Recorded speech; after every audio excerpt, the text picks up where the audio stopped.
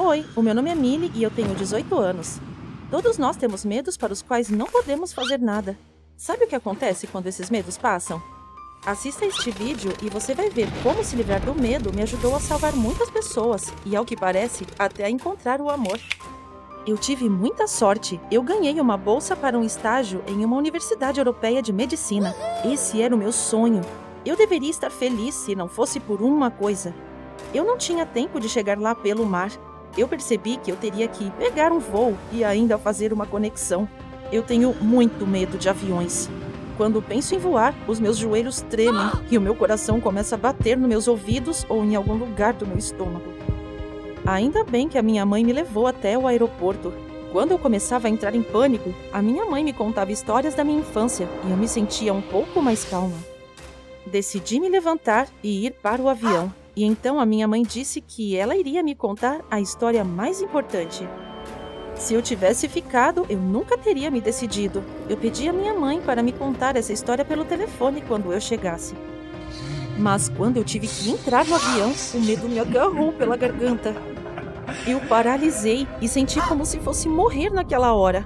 Minhas pernas não se moviam, eu não tinha ar suficiente e os meus olhos ficaram escuros. Eu percebi que eu nunca entraria no avião. Você tem muito medo de alguma coisa? Então eu senti um empurrão por trás. Eu me virei e quase me perdi naqueles olhos azuis. O cara que me empurrou era tão lindo.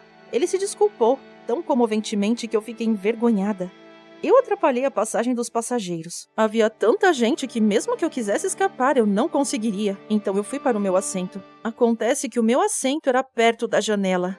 Aquilo era terrível. Eu veria todo o vazio sob o avião. Mas o dono daqueles olhos azuis se sentou ao meu lado. A terceira pessoa a se sentar com a gente era uma mulher que seria mãe a qualquer momento. Enquanto eu olhava para os vizinhos, os motores roncaram e nós decolamos. Eu segurei nos apoios de braço. O vizinho sorriu para mim e disse que ele também tinha medo de aviões. Ele me disse para respirar fundo e contar as minhas respirações. A mulher ao nosso lado notou que aquele método foi recomendado a ela no curso para gestantes, para se acalmarem durante o parto. Mas ela não sabia que isso funcionava em um avião. E então o rapaz riu e eu ri com ele. Eu consegui relaxar um pouco. Mas então eu olhei pela janela e eu vi que o chão estava muito longe de nós. Se caíssemos, quanto tempo levaria? Eu não deveria ter pensado nisso. O medo voltou imediatamente e eu fechei os olhos. E de repente houve uma terrível batida. Eu senti como se o avião estivesse caindo aos pedaços. Acontece que o barulho foi feito por um carrinho. Meu vizinho não riu de mim, mas me encorajou. Eu até consegui cochilar. Quem me dera não ter dormido. No meu sonho, o nosso avião estava pegando fogo. As pessoas corriam e gritavam. Eu acordei, mas os gritos não pararam. O medo estava me causando alucinações. Não, foi a mulher sentada ao nosso lado quem gritou. Ela estava dando à luz. Fiquei feliz por ainda não ser uma médica. Caso contrário, eu teria que fazer alguma coisa, e eu estava entorpecida. O piloto relatou no interfone que o avião estava fazendo um pouso de emergência no aeroporto mais próximo. Quando pousamos, eu quis correr para a saída. Não tínhamos nem atravessado o oceano e eu poderia chegar em casa por terra. Mas a comissária disse para ficarmos em nossos assentos e nos permitiu ligarmos os nossos telefones. Enquanto sentávamos lá, eu descobri que o nome do meu vizinho era Léo. O Léo disse que, quando ele parou de ter medo de voar, ele se apaixonou por aviões e aprendeu a projetá-los. Ele contava tão interessantemente que eu ouvi com prazer. Mas o Léo foi interrompido pela comissária. Ela disse que voaríamos logo e que aquela mulher teve uma menina. Eu não pude deixar de comentar que era horrível ter que nascer assim. E o Léo disse que a menina teve muita sorte. Na aviação, havia uma crença de que o céu protege uma pessoa nascida em um voo. Ela nunca sofreria um acidente de avião. Ele parecia não me entender. Para me confortar, eu decidi ligar para minha mãe. Pelo menos ela me entenderia. A minha mãe ouviu a história sobre o terrível nascimento no voo e disse que tinha acontecido a mesma coisa em sua vida. Ela quis dizer que eu nasci em um avião e em pleno ar. Eles nem pousaram o avião e estava balançando o tempo todo enquanto a minha mãe dava à luz. Eu fiquei chocada. E a minha mãe me contou a mesma história que o Léo me contou, sobre o fato de que o céu me amava. Eu estava prestes a dizer algo a ela, quando anunciaram que era hora de desligar os telefones, pois o avião estava decolando. O Léo segurou a minha mão quando decolamos. Eu contei a ele sobre a minha conversa com a minha mãe. Ele pulou de alegria e disse que estávamos totalmente seguros agora, que eu era uma aviadora nata. Pareceu atrevido, mas foi legal. Passamos o voo inteiro conversando sobre nada, e eu quase não estava mais nervosa quando pousamos. E, de repente, fomos informados de que, devido ao atraso por causa do parto, estávamos todos atrasados para a transferência, e o próximo voo seria só pela manhã. Que azar! Eu tinha acabado de me acostumar a voar. Se eu seria capaz de entrar num avião amanhã, já era outra questão. Mas eu tinha que fazer isso. Não havia como voltar atrás, e eu tinha um objetivo. E em nome dele, eu poderia até mesmo aguentar esse horror. Pelo que você enfrentaria algo assim? Então eu fui para o hotel, mas não havia quartos individuais. Sugeri que o Léo passasse a noite comigo, e ele concordou.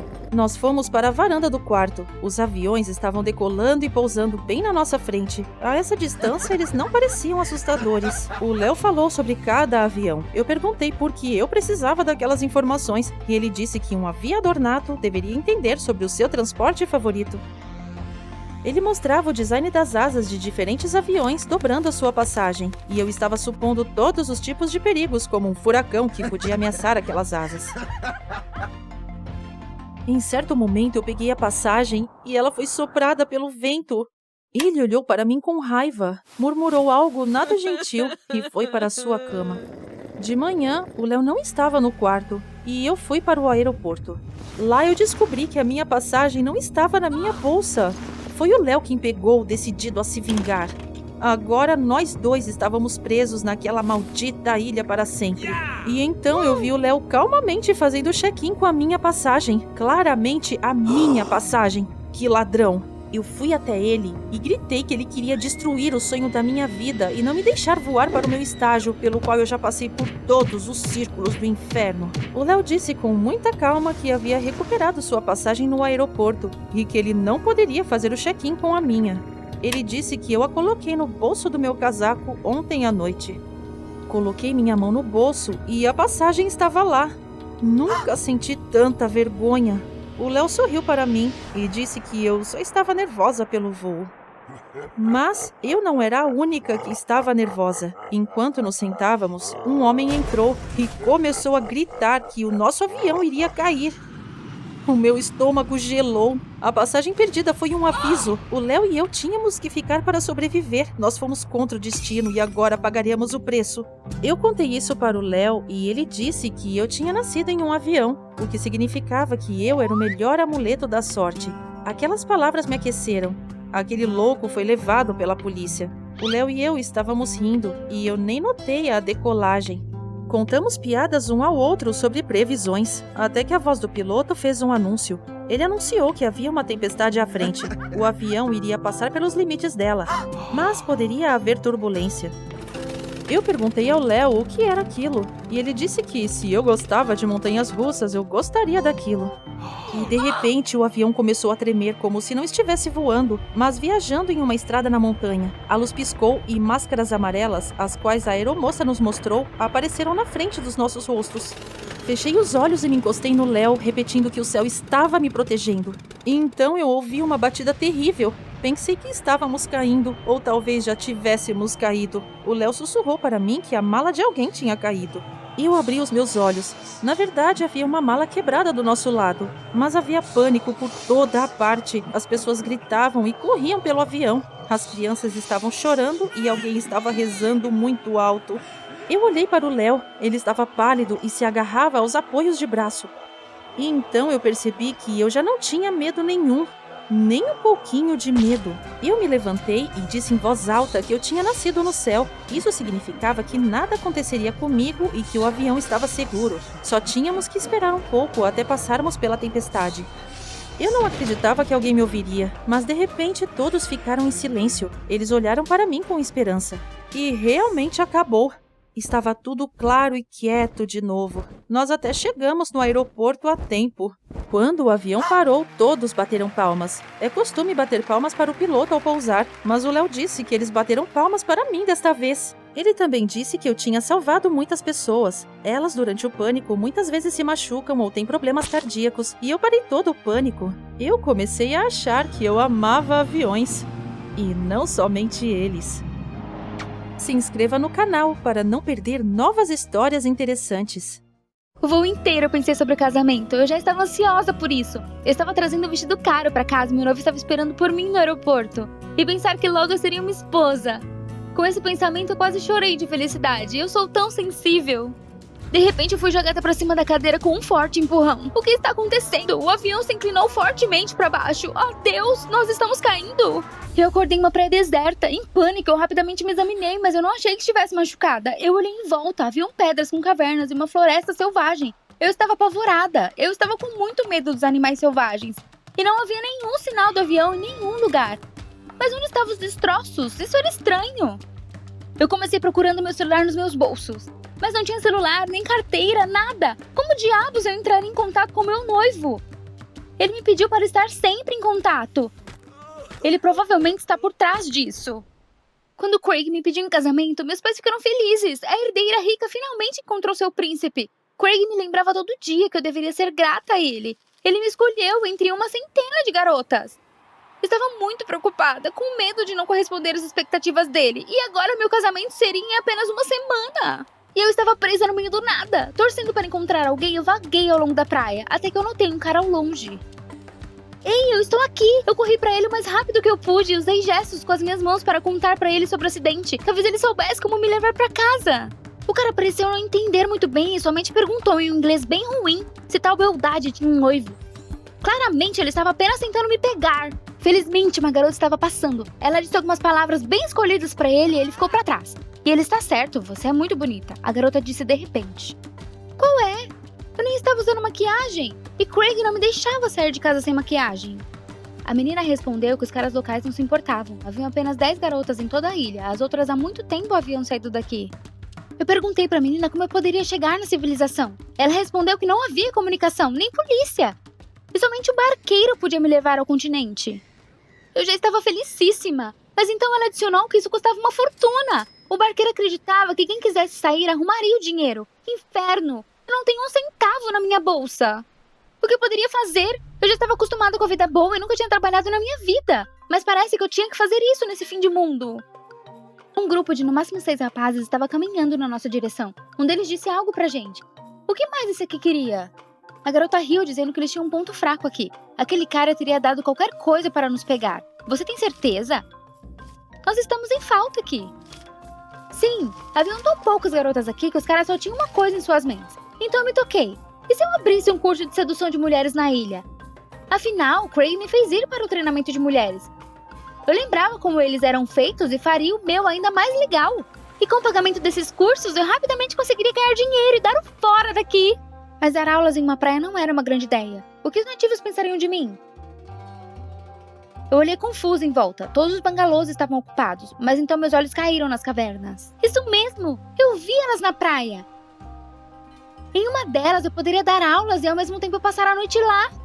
Eu precisava divulgar. Eu implorei para os locais por tinta e papel, mas eles trouxeram frutinhas esmagadas e folhas de papiro.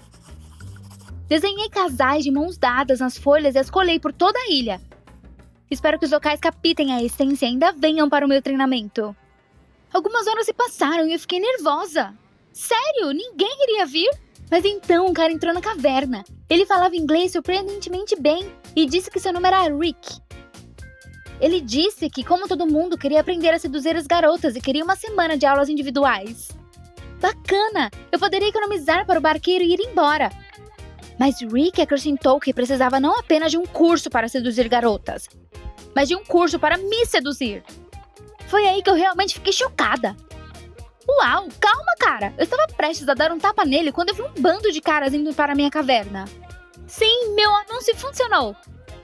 Disse a Rick para dar fora. Na realidade, eu tinha um noivo e nós casaríamos em uma semana. Rick deu o braço a torcer e saiu, dizendo que se eu mudasse de ideia, eu poderia encontrar ele no mercado local. Ele vendia pranchas de surf lá. Eu fui para minha lição sobre sedução. No meu arsenal eu tinha desenhos, diamantes, corações, algumas palavras em inglês que ninguém parecia entender e gestos. Fiquei terrivelmente envergonhada de usar eles. Como resultado, os machos locais zombaram de mim, discutindo alguma coisa em voz alta. Os caras foram embora, me deixando sem nada. Bem, deixa eles irem. De repente, meu estômago roncou. Eu não comia 24 horas. Voltei para o bangalô e implorei por comida aos moradores. Mas todos me negaram. Inferno! Eu vi umas barracas ali perto. Rick estava parado atrás de uma delas, sorrindo para mim. Você consegue. Tentando manter meu orgulho, me aproximei do Rick e disse para ele que estava pronta para começar a treinar agora. A primeira tarefa era me dar um jantar delicioso. Rick disse que me surpreenderia sem problemas, mas eu teria que me vendar. Bem, fiquei intrigada. Faça isso logo! Alguns minutos depois, eu ouvi o som das ondas e senti a água nos meus pés. O que estava acontecendo?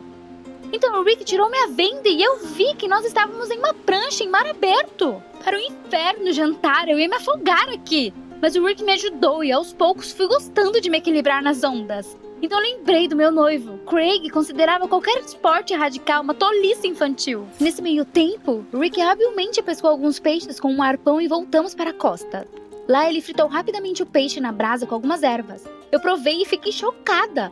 Eu não tinha comido isso nem em restaurantes. Mas decidi não mostrar para o Rick minha satisfação. Agradeci secamente e disse tchau. Que ele não se iluda.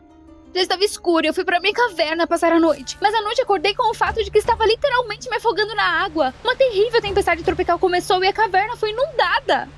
Eu corri para fora para encontrar um abrigo, mas não consegui ver nada. Logo percebi que havia vagado na selva. Encharcada até os ossos, eu atravessei a floresta tropical. Finalmente a chuva parou e eu pude descansar. Me sentei na grama exausta, quando alguma coisa se mexeu embaixo de mim. Eu olhei pra baixo e vi um ninho de cobra! Ah! Então Rick correu até mim e me cobriu com um abraço. Imediatamente ele pegou uma vara e bateu no chão. Estranhamente isso acalmou as cobras.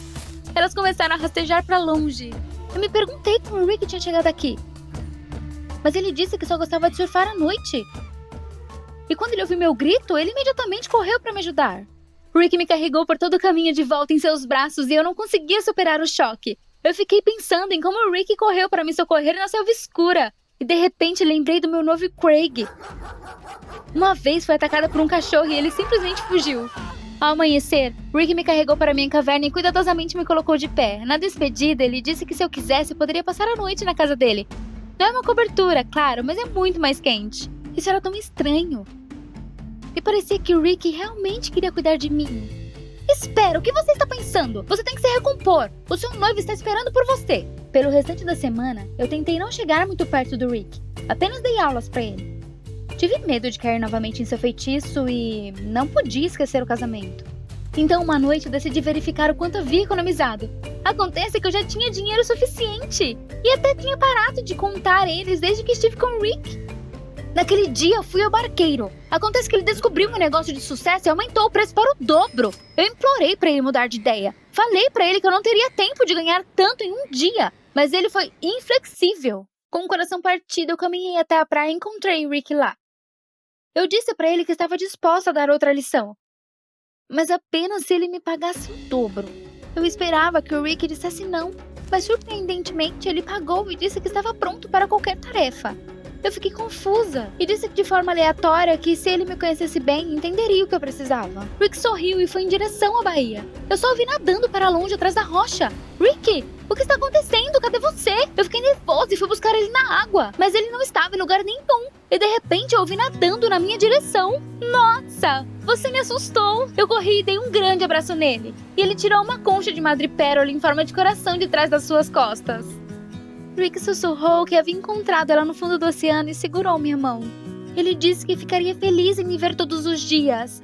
Corei de surpresa e não sabia o que responder. Então eu simplesmente escapei e fugi. Eu não preguei o olho a noite toda. Pensei no Rick e em como era bom estar perto dele. Mas ele era um selvagem. Eu tinha que casar com o Craig amanhã, era a coisa certa a fazer. Então de manhã, paguei o barqueiro para deixar essa ilha de vez. E ao meio-dia, estava no aeroporto. Como era estranho estar de volta à civilização. As pessoas ao meu redor eram tão sérias, até comecei a sentir um pouquinho de falta da vida selvagem da ilha. Eu liguei para o Craig do aeroporto, mas o recepcionista atendeu. Ele comprou uma passagem para mim porque o Craig estava ocupado experimentando um terno. Algumas horas depois eu estava em casa e tentei não pensar no Rick e em como era bom estar perto dele. Os convidados já estavam reunidos na varanda quando eu finalmente vi o Craig. Mas o Craig olhou pra mim e ficou furioso. Ele disse que eu não tinha o direito de desaparecer por uma semana inteira sem avisar. E que eu parecia horrível. Comecei a contar para o Craig sobre o acidente, mas ele não me ouviu. Ele rudemente exigiu que eu me limpasse e me preparasse para a cerimônia. Ele não se importava com onde eu estava, contanto que estivéssemos bem nas fotos de hoje. Eu desabei e caí em lágrimas, então não era comigo que o Craig estava preocupado todo esse tempo, era apenas com nosso status. Enfiei a mão no meu bolso para pegar meu lenço e senti algo. A concha do Rick. Eu senti como se estivesse sendo esfaqueada. Corri para o meu quarto e peguei minhas economias para a lua de mel. Então saí correndo de casa. Corri para o aeroporto. Lá eu comprei uma passagem de volta e a noite já estava de volta na ilha. Eu procurei por Rick em todos os lugares, mas ele desapareceu no ar. Então eu olhei para o oceano. Na luz do pôr do sol, Rick estava flutuando em minha direção em uma prancha. Corri para encontrar ele e nos abraçamos na água. Então percebi que Rick finalmente havia alcançado seu objetivo. Eu realmente me apaixonei.